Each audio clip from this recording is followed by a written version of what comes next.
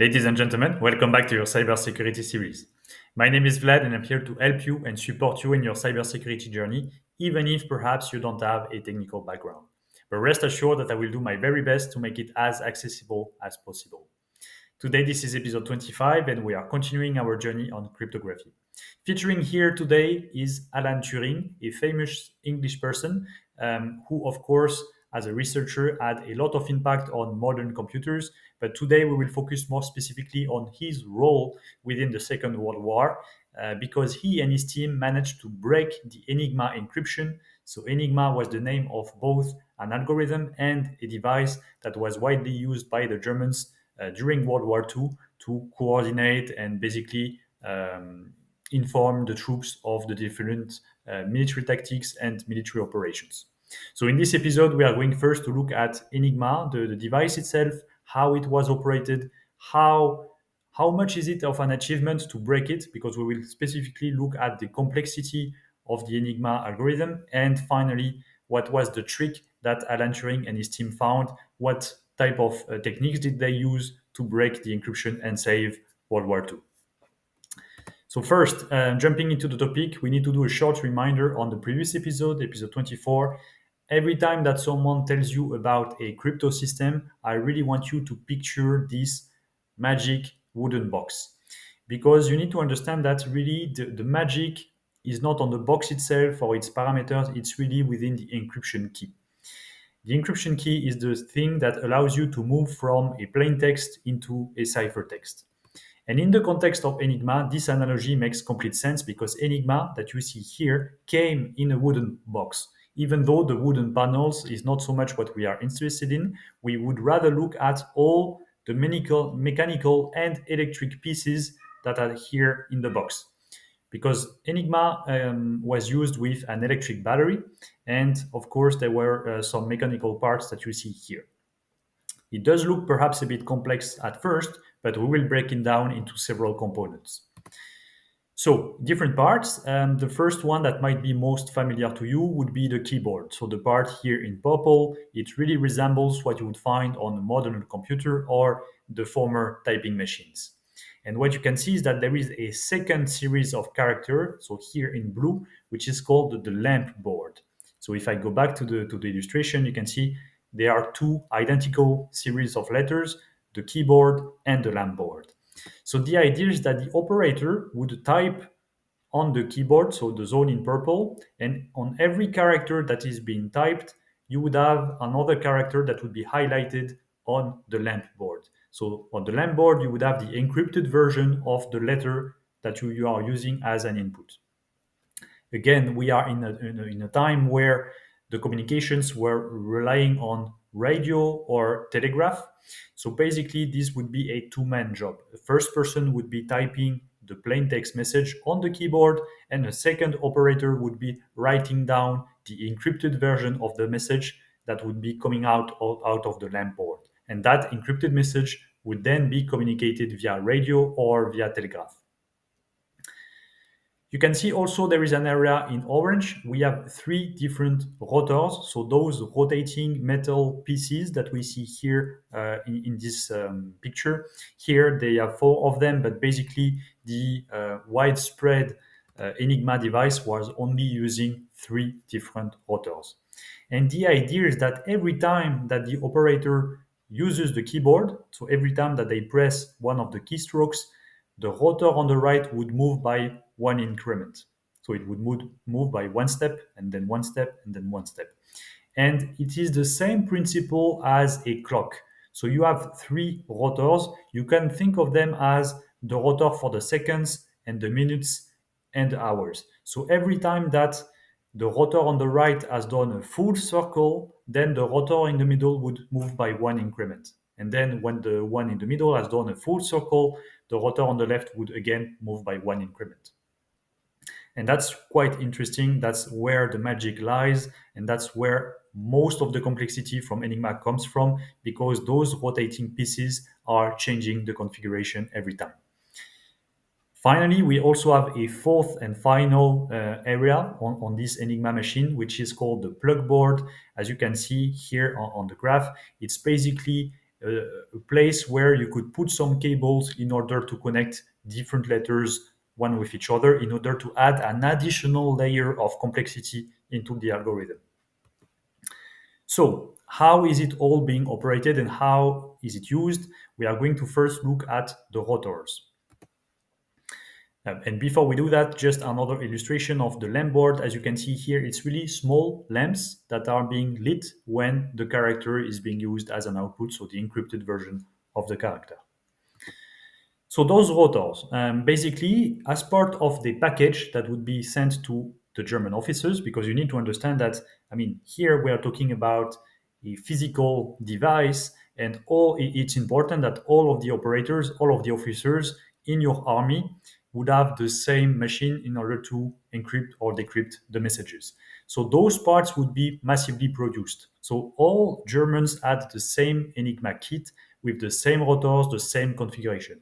And as you can imagine, in a widespread world war, in a widespread warfare, at some point the Allies they managed to capture some officials and get a device on their own. But if you remember my lessons from the previous episode, the magic is not on the box itself, meaning that even if the Allies they had some instances of the Enigma device, and they managed to pull it out entirely. They had researchers look at the different wiring and at the different combinations. The magic is in the key, and the key for Enigma corresponds to the starting configuration that the Germans were using. So even if you have the same pieces, the same elements, if you don't know which rotors to be used and in which positions, then you will be overswamped by the number of possible combinations. Okay, so please remember that. What matters is the starting position, and that's what we are trying to identify. So those rotors, as I said, within the package, they were massively manufactured, so all Germans had the same components. So as part of the package, you would be given 5 different rotors with different wiring inside of each of them. So they would be numbered, typically rotor number 1, 2, 3, 4, and 5, and they would tell you, well, if we go back to the previous example, well, today we are going to use the rotor number 1 in the left position, we are going to use the rotor number 5 in the middle position, and perhaps rotor number 4 on the right position. So those positions could be, of course, they are interchangeable. So you could change the positions of the rotor. You could also change the starting position in terms of increments. All right. And what you can see here on the right is the hard wiring. So those rotors, they are all identical. What changes is really the wiring, the electrical wiring that allows you to transform an input character, for example, letter A, and the letter A is going to be mapped with an electrical wire to the letter E. That will come perhaps better illustrated in a couple of slides. And the idea, as I said, is that in a default Enigma machine, you need to use 3 different rotors. So that's an example that you would have here. You would put them in series, and that's it. So how does it work? If we look at the red arrow here, so we are starting with the keyboard. The operator will be typing on certain keystrokes. So for example, here, letter T. First, the electrical current would go through the plugboard. So if the operators has been using the different cables, perhaps the letter T has been mapped to the letter K. Then we go out of the plugboard and we arrive at what we call a static wheel on the right. So this has nothing to do with static, it's just to illustrate the purpose of the letter. So here we are with a letter K. The first thing that happens is we are going to go through the rotor that is on the right position. So the letter K, and that's something that has been hard-coded in this rotor. So here we are using right wheel number 3. So rotor number 3, by default, says that every time that something comes in as a letter K, it is transformed as a letter U. And again, we are going to move one step on the left. So we are going to go through the rotor in the middle. Here in this schema, we are using rotor number 2. And rotor number 2 says, by default, given the electrical mapping system, so the electrical wiring, the letter U is going to be transformed into letter P. And then we move again one step to the left. We go into the rotor that is on the most left position, and the letter P is transformed into letter H. You could think that we are done. We have gone through the three rotors, but actually on the very end on the left, there would be what we call a reflector, meaning that this additional piece that would be always set on the machine, it's not something that you could plug in or plug out. It's really there by default. It would send back the electrical message through the rotors again, but this time in the reverse order. So you would go through the left and then the middle and then the right, back into the plug board, back into the light board. So when you press the letter T, as you can see, if you follow first the red arrow and then the blue arrow, the character G would be highlighted on the light board. So you can see it's quite complex. It's a lot of changes in terms of characters, and that introduces a lot of complexity because there are many different possibilities. And of course, you need to remember that as soon as I have pressed my character T, the wheel is going to increment. So the wheel on the right is going to move by one step, meaning that it's not going to be the same journey if I type again the letter T. Because when I move, I go through the plug board, so the plug board is static, it's not going to move. So I arrive at the static wheel, I will still be a letter K. However, this time, the letter K will not be transposed into the letter U because the wheel will have moved and I will go through a different path. And again, this is something that changes just like a clock. Every 26 characters that I am typing, the wheel in the middle is going to increment as well, meaning that everything is going to be changed. If you really want to dive deeper into the default configuration of the rotors, so here I am showing you the same example. We are using rotor number 1 in the left position, rotor number 2 in the middle, and rotor number 3 on the right. So we have our entry wheel, we have the reflector, and you can see that the reflector also has been hardwired by default. So that was a known configuration for the allies, but still it introduces a lot of complexity. So you can see, for example, that the rotor 2, that is right in the middle, if you arrive on the right side with the letter A, you are going to go out with a letter A because the letter A has been wired to itself, so there is no change of letters. However, if you look at the rotor 1 on the left, the character A will be shipped to the character E. If you look at the rotor 3 on the right side, the character A will be shipped to the character B. So those are really different rotors that have different electrical wiring systems. And here you are, as you can see in the legend, you are in the default position. So AAA, meaning that the rotors are aligned by default. They have not yet started incrementing, otherwise you would need to resume certain positions. Anyway, that's all about the rotors. It's just to illustrate that through electrical wiring, and what matters is really the starting positions of those rotors. That's the equivalent of the magic key that we are looking for. You are able to encrypt certain messages. The plug board, I talked about it slightly. Basically, this is an example, that's a picture where you could plug some cables in order to connect certain letters together. It would look like a mess, like a spaghetti puzzle, but that's the idea. The operators would be given 10 different cables and you could connect certain letters with each other. There is an interesting video available on YouTube where you can see, and I have dropped the link here. I will also put the link in the description. You can see two people that are interacting with the Enigma machine as part of a museum. So basically, the operator, so the hand that you see on the bottom left, will be typing certain characters on the keyboard.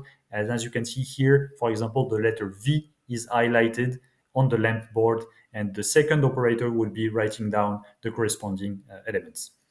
And that's how it would be done in practice. So if we look now in terms of complexity, so first of all, there is the choice and the position of the different rotors. As I said, you are given, as part of your package, 5 different rotors, but you need to pick 3 of them, and the order of the rotors matters because it will not be the same combination. If you do that, it's a small mathematical calculation, 3 out of 5, with an order that equals to 60 different possibilities. And of course, then there is the default setting of those rotors because you need to decide how they will be incremented when you start typing. So by default, there are 26 characters in the Latin alphabet. So 26 different starting positions for the rotor on the right. Same thing for the rotor in the middle. Same thing for the rotor on the left. So that equals 17,576 possibilities, which if you multiply by 60 possibilities in terms of combination and orders, you arrive already at 1 million different settings or different possible starting configurations. So that's a lot, especially if you have to try all of them by hand. But then you need to take into account and you need to factor in those cables. So you would be given 10 different cables that you can plug into different letters. So if you take into account those cables, meaning that 10 cables equals connecting 20 letters together, that only on its own, because it's 10 out of 20, or 20 characters out of 26, that equals to 150,000 billion possibilities. So again, if you multiply that by 1 million from the previous possible settings, you arrive at billions and billions and billions and billions and billions and billions and billions of settings. So, as we said, the answer is 158 times 10, billions of billions possibilities. So, even with a modern computer, and that's something you might be curious about, even with a modern computer, that would require approximately 200 or 250 years of computation power. I'm not talking about a quantum computer, I'm talking about a regular computer that you would have, here, or the one I'm recording with. Additional difficulty, the Germans, they would change the configuration, so the starting position, every day at midnight. So you only have 24 hours to decode everything. Otherwise, they change the configuration and all of your calculations can be just resumed. And that's basically the pitch of the imitation game. More on that in a few slides. You might be wondering how the configuration, which again, this notion of cryptographic key in the context of Enigma really corresponds to the starting position, because if you get that, you can decrypt the messages. So those transmitting those configuration is the essential part, and that's where the Germans were also smart, because it was not only about the complexity of the device itself, but also all the network and how they operate and how they transmitted those encryption keys, so those configurations.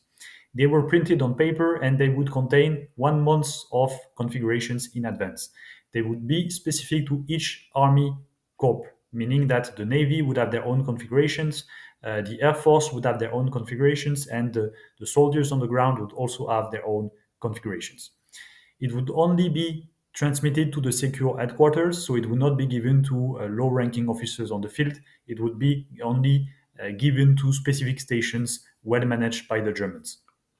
And finally, they also took extra steps into concealment or last resort techniques. For example, in the context of the Navy, they were printing those configurations on either edible or paper that could be quickly dissolved underwater. So if you get captured, you just threw the paper in the water and all the ink is going to be diluted and dissolved.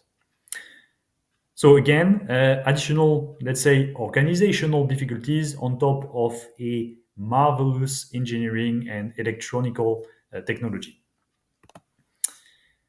Featuring now Alan Turing and the bomb. So the bomb is the name of the device that was invented not by Alan Turing, but that was actually invented by some Polish researchers. But Poland was part, of course, of the Allies, and they were, exchanging information. So based on the work of those Polish guys, Alan Turing refined a bit the algorithm and defined and developed what we call the bomb. The bomb is essentially a device that was meant to try all the possibilities of Enigma until they find a contradiction or until they find a suitable starting configuration, allowing them to decode the messages, or should I say, decrypt the messages. What does it look like? It looks like all those round devices that are turning like clocks. If you look at the movie The Imitation Game that came out in 2014, featuring Benedict Cumberbatch, you would have some snapshots of this device. In practice, it looked like exactly like that. So a huge clock, a wall of clocks. It could also look like a, let's say, computer or server from the 80s or 70s, like those big IBM servers that you might have seen. In practice, when you open them, it's again a lot of engineering, a lot of electrical wiring in order to test all of the possibilities. But basically, how did they break Enigma? Because we said that in terms of computing power, even nowadays, we don't have enough to break it. The idea is that they discovered a weakness, not in the protocol, so not in the box itself, because I told you that they pulled away this Enigma box, they look at all the wiring, etc., but it was not, the flow was not in the device, it was in the use of the device. So it was really about the German communication protocols, and basically they found out that every morning at 6, the Germans would send a communication forecast, a weather forecast, that was always announced with the same characters at the beginning and the same characters at the end. For obvious reasons, I'm not going to pronounce them, but the first one would be Wetterbericht, which means weather forecast. Knowing that, you already have some significant information on the starting characters, and that significantly reduces the complexity of the algorithm. So we move from 158 billions of possibilities to only a reasonable amount. So this has allowed to reduce drastically the number of possibilities and, of course, reduce the daily starting configuration. In the end, it only took 20 minutes for Alan Turing and his teams to break the Enigma code, meaning that they were able to also decrypt the messages from earlier in the day, because what they would do is store those communications but decrypt afterwards. So using the bomb, they were always brute forcing, and I'm missing the letter B here. They would brute force until they found a contradiction, meaning a suitable combination. So that's the end of today's episode featuring Enigma and Alan Turing. It was really to show you a modern example of cryptography, and also show you that despite the complexity, and here it's something that, it's clearly one of the most marvelous cryptographic techniques that was invented in the 20th century. But even with that, it depends a lot on how you are going to use it, and those principles are still valid today at the era of computers and modern technologies, because the encryption keys that you are using, if you are using them for different files, if you are using them, it's a bit like the passwords today. If you are using the same password everywhere, there might come a point where your entire system crumbles because one will be leaked or one will be deduced, and then your entire infrastructure is compromised. So this concept of making sure that you are using the cryptographic keys correctly, that's really coming also from this Enigma example. So even if you have a perfect system, you need also perfect users. And that's really, again, a notion that is at the heart of cybersecurity. In the end, it's all about the humans and the operators that are using those systems that the researchers provide. Thank you very much for your time. I hope you enjoyed this short video, and see you soon for our next episode. Thank you.